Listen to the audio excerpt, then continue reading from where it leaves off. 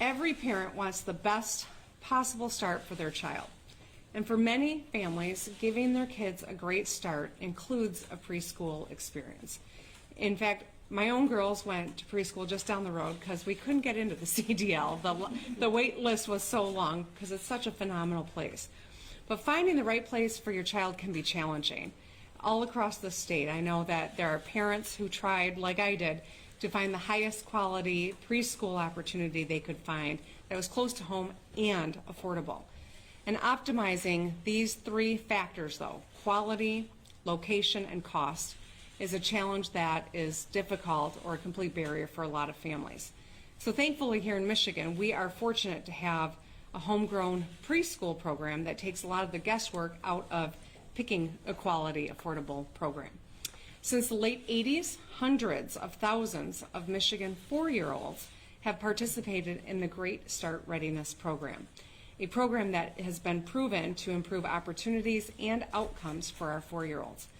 GSRP provides eligible families with a quality, no-cost program that works. Families primarily qualify based on income and must make less than 250% of the federal poverty level, or $66,000 for a family of 4.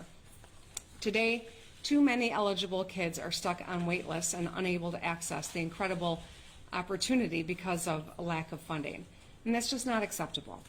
And that's why we are here today to propose an investment in GSRP that eliminates wait lists and ensures every eligible 4-year-old can find a preschool spot in their community. Right now, in tandem with the Head Start program, GSRP provides preschool to over 43,000 Michigan kids. Unfortunately, there's 65,400 kids who need this opportunity.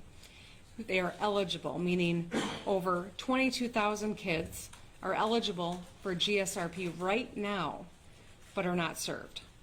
So we can ensure that every family in the state of Michigan has the option to enroll. This is going to cost about $152 million a year, and we can enroll approximately 17,400 additional kids in free preschool.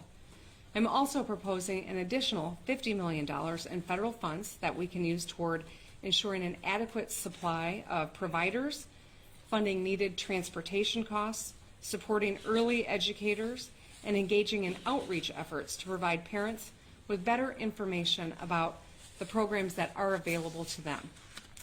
Investments in preschool pay massive dividends down the line. They improve the health, the educational, and social outcomes for kids for decades. Your lifetime health and wealth is determined by those early years. In the short term, more kids will attend preschool and get a head start on their education with a current research-based curriculum. In the longer term, we will see improved literacy performance by 3rd grade, narrowed achievement gaps between low and high income students, and higher high school graduation rates. Now, those outcomes don't happen by accident. They're part of a statewide commitment to quality, starting with our education educators at the Michigan Department of Education, intermediate school districts, and in every single classroom that is engaging across our state. So I want to thank you for everything that you are doing to create engaging learning environments for our kids. That commitment has continued at the state level too. Democrats and Republicans have championed GSRP and reliably invested in our youngest kids. Now is the time to make another significant investment on this front to include more 4-year-olds. GSRP is not only good for our kids, it's good for working families who need more safe, affordable options for their children while they work. Schools and community-based providers, like the one that I am visiting today that you are all in attendance at, they're key partners in integrating quality early learning with safe, quality care to ensure that our kids are safe, happy, healthy, and learning. GSRP expansion is a bipartisan priority because everyone, no matter their politics, knows that when we invest in our kids and give them every opportunity to succeed, we all succeed as a state. So there's a lot of reason to feel hopeful right now and optimistic. Our COVID cases are down. So are COVID deaths, and our unemployment rates as well are down. Vaccinations and job growth and consumer and small business confidence is up. And we really have so much possibility in front of us. With the Michigan Economic Jumpstart Plan that I proposed last week, we can harness the energy and channel it to raise wages, invest in small businesses, and uplift families with meaningful childcare and preschool investments. So in the coming weeks, I'll continue to lay out our bold investment around childcare and other issues that are so critical to our economic jumpstart. This forthcoming plan will continue to focus on keeping facilities open and opening new sites in communities who don't have enough options. It'll also demonstrate how we can make care more affordable and raise child care professionals' pay. So I look forward to engaging with the legislature and local communities and Michiganders as we continue thinking through and working on our best ways to ensure an economic recovery, utilizing federal funds and state surplus to turbocharge this for everyone in the state. So thank you. And with that, I'll turn it over to my friend, Mayor Mike Duggan.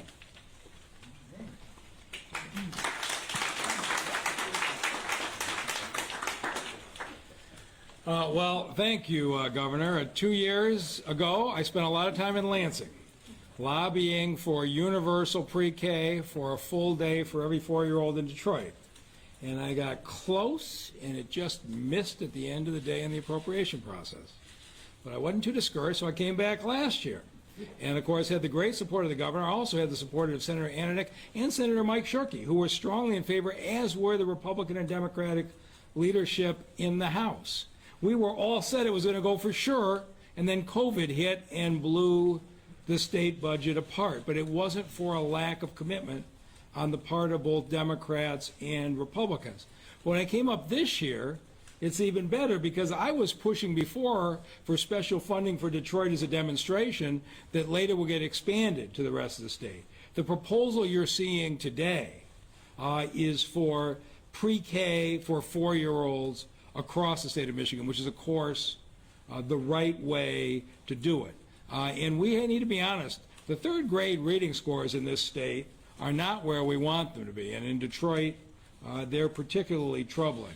There is nothing we could do more to give our children a better start to their education than as a 4-year-old to have full-day pre-K. A pre-K classroom has 18 students in it. It has a certified teacher. It has an associate teacher. It has a licensed caregiver. The amount of nurturing and education that goes on in a quality pre-K is life-changing. And in the city of Detroit today, we have 4,000 4-year-olds in full-day pre-K, but more than 1,500 who don't have a spot.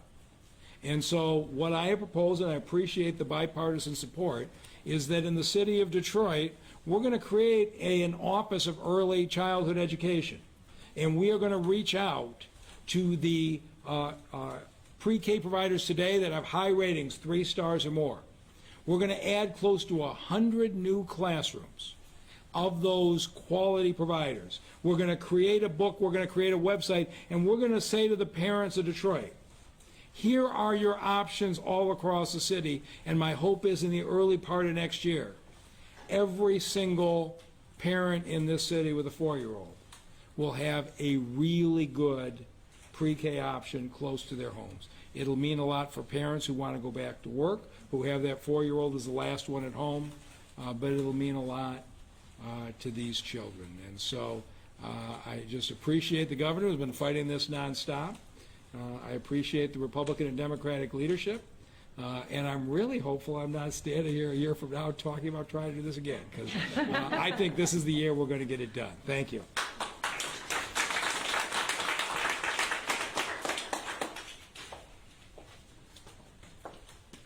Thank you. There are a lot of fighters in this room, and I am one of them.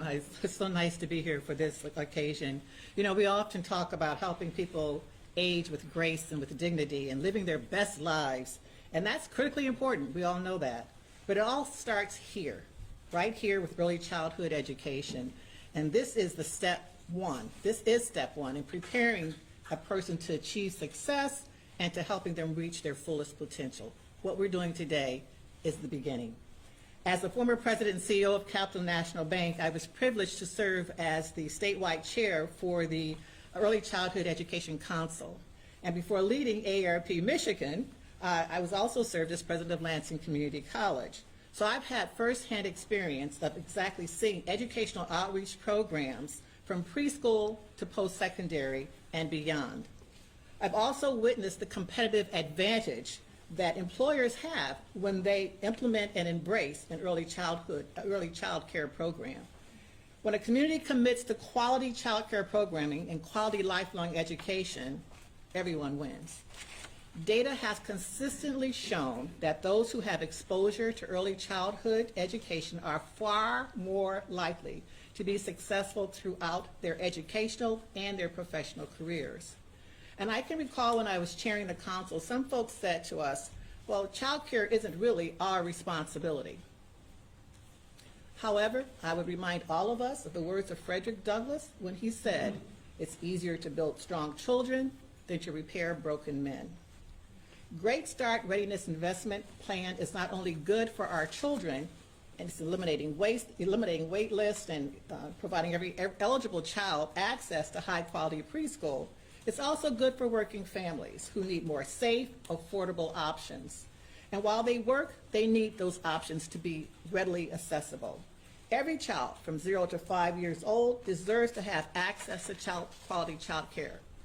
Having 90% of all eligible children in Michigan be engaged in early learning is a laudable goal and absolutely bodes well for the future of this great state and Michiganders of all ages.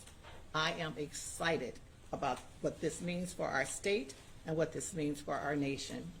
Extensive research has been done to bring to light disparities that exist in areas such as education, housing, financial security, transportation, healthcare, and other social determinants of health.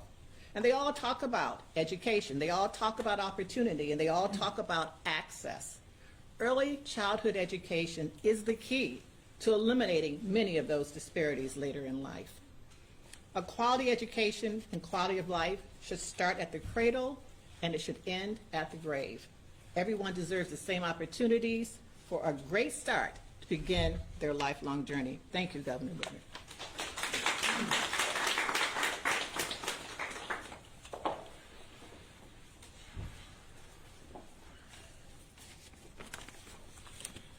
Thank you.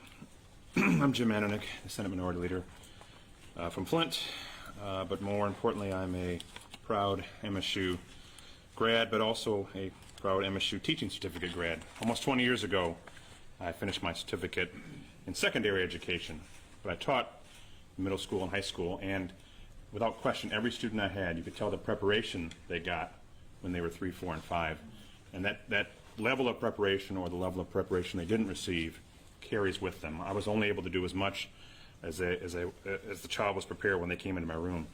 So thank you everybody for being here. Thank you Paula and all of the staff at the MSU Child Development Lab for hosting us. I am pleased to be here with Governor Whitmer, Mayor Duggan, my colleague Donna Lazinski from the House, and all of you on this really important announcement. There is no better investment than our children. Sorry, I got bifocals. I got to take these off. I can't read like I used to. Every child deserves a high-quality education, and a high-quality education starts early. What used to be new research is now accepted practice. We know that much of a child's brain development happens before they even reach kindergarten, affecting their cognitive, emotional, and social skills. I know this because I'm a former high school teacher. I've seen the long-lasting positive effects of an early education and the struggles that some of my students have had because they didn't have access to these resources early on. Students who receive an early childhood education are more likely to be good readers, graduate high school, and get better paying jobs.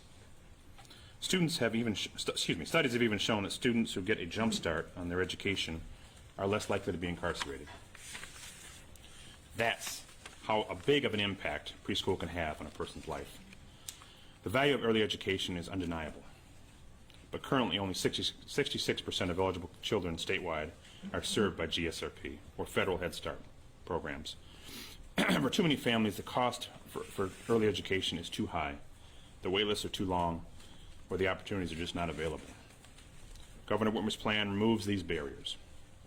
The plan eliminates wait lists, invests in staff and transportation, and ensures kids are being taught the curriculum that we know works. It will ensure that every eligible child has a place to learn before they start kindergarten. We know that education benefits become economic benefits. With their kids in school, more parents have time and resources to return to work. So I'll close with where I started. There is no better investment than our children.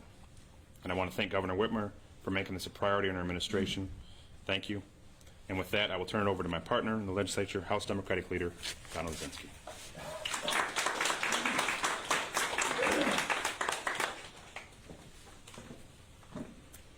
Thank you, Senator Ananick, and thank you, Governor, for having us here today together.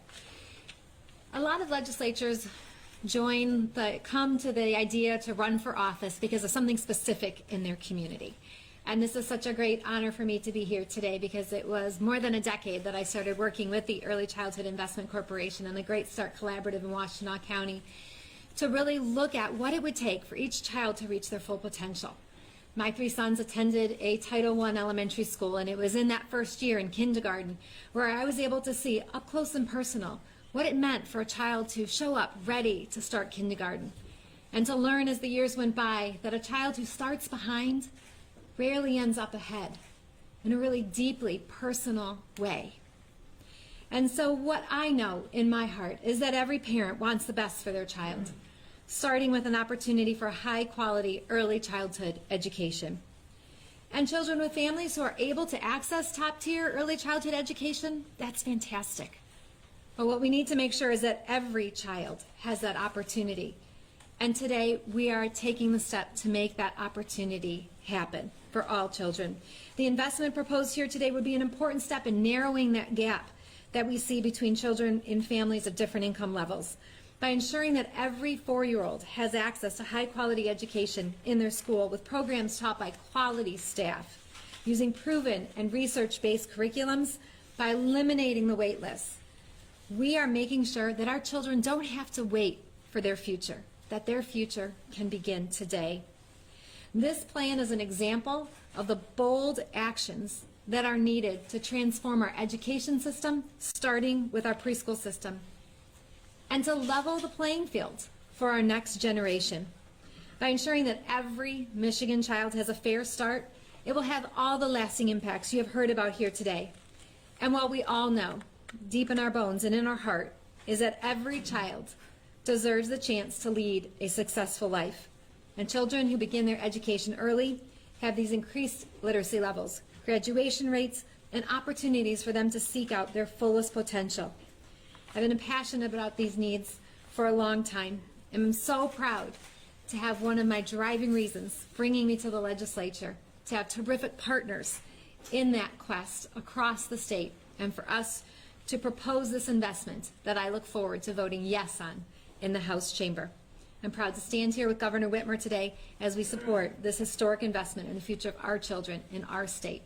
And I hope that when my sons, who are now at the terrifying age where the word grandma does kind of make me a little nervous, a couple years from now, walk their child into preschool and into kindergarten, as they look across the classroom, they'll know that every child in there has just as much preparation and is ready to reach their potential. Thank you so much.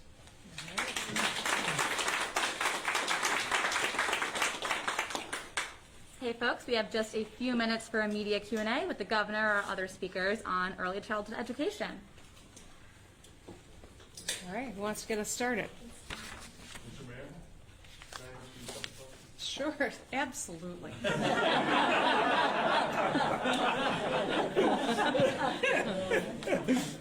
I came up here to get away from you. Former Mayor Kilpatrick is going to be preaching Sunday in Detroit. Yeah. What are your thoughts on that, and are you attending? I will be out of town, but former Mayor Kirkpatrick's been sharing his plans with me, and I think his call to the ministry is a very positive thing, and I support him fully. Do you think it's a good thing for the city? Again, this is he's guest preaching. But it's not my place. He has announcements he's going to be making on his own, as you'll see. It's not my place to talk about his life plans, but he found the call to the ministry while he was in prison. I believe it's sincere. I think he's passionate about it, and I have no doubt he'll be very successful at it. Do you keep in touch with them? Yeah. I've known him since he was 14 years old. A question for both the governor and the mayor. There's been a big push from the Michigan Brain Injury Provider Council in the last several weeks regarding the fee schedule that will take effect July 1, saying we're going to have a lot of people lose the care they're getting now. Something needs to be done. The fee schedule's too harsh. Could both of you address those concerns and whether you're open to or not any changes to the fee schedule? Well, the governor may have her own position. Mine is this. I used to run a hospital system, and Blue Cross payments for people with brain injuries were patients that we competed very hard to get. Other states in the country provide care at those levels. But my point basically is this. The one thing I think the governor and I would probably agree on that we did not get in the first round of legislation we'd like is to eliminate the territorial differences. Geographically, Detroiters are still being charged more. And as I have said to those folks, before you start making changes to raise the rates, let's get everybody's rates level. And I would fully support what they're proposing if it's coupled with a provision that everybody in Michigan pays the same geographic rate. I think that would be a fair solution. I've told them if they can get that, I'll support them. But I don't think it's right to be raising rates on Detroiters when they're still higher than the rest of the state. And I've been asked this a number of times. I don't know that there's a new update on this. I'll just say that I have indicated to the legislative leadership that I am open to having a conversation around narrowly addressing some of the rate issues. I know that some have suggested maybe they pause before these are go into effect and have that conversation to determine if there's something that makes sense here. I've not gotten indication that yet that there's interest in doing that, but that is something that I'm open to. I'm concerned about it as well. Governor, what is your advice to James Craig about running for governor? I'm not in the position of giving anybody who may or may not run for governor advice. The Republican primary voters will make that decision in, 14 months from now, and we'll see who that person is. Questions on early childhood education? Governor Whitmer, you've said that you've had trouble with getting, this preschool for your girls, more than a decade ago. So why do you think it's taken so long to get this issue solved? And why are you confident it's going to be happening this time around? I think we're very, it's been a hard year, all right? I think it's always important that we recognize that we have been through a lot, every one of us. There's no question that our children they're resilient, but they have borne a lot of the stress that we've all felt over this last year. My goal has been to wrap our kids with the support they need to meet their academic needs. And that's why we made the bold education announcement a couple of weeks ago. That's why today we're talking about preschool. This is an important opportunity for us as a state. Thanks to the American Recovery Plan and the Biden administration, and frankly, the situation that we have now with our state budget, we're in a position where we can make some investments. And this is the kind of transformative investment that will yield immediate dividends, but long-term as well.